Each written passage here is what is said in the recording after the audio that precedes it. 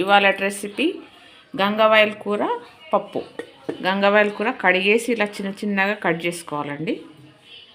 కందిపప్పు కడుక్కొని వేసుకోవాలి. పసుపు, 2 పచ్చిమిర్చి, ఉప్పు,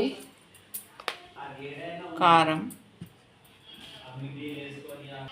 కొద్దిగా కొత్తిమీర, గంగవాయల కూర వేసుకోవాలి. జీలకర్రండి పేస్ట్, కొద్దిగా ఆయిల్ కలుపుకొని వాటర్ పోసుకోవాలి.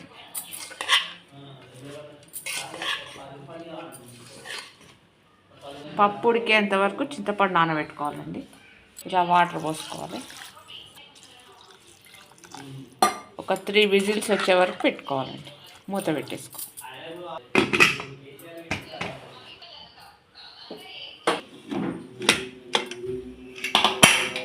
ఇలా ఉడుకుతుందండి పప్పు.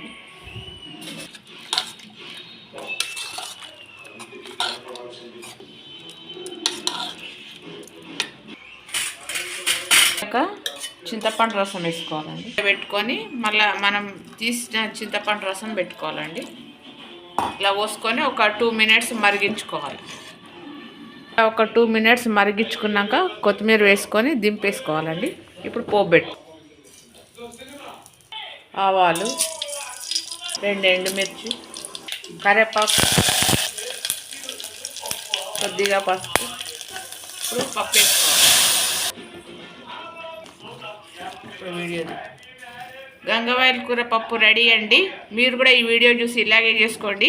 ఈ వీడియో చూసిన వాళ్ళందరికీ థ్యాంక్ యూ. Please subscribe.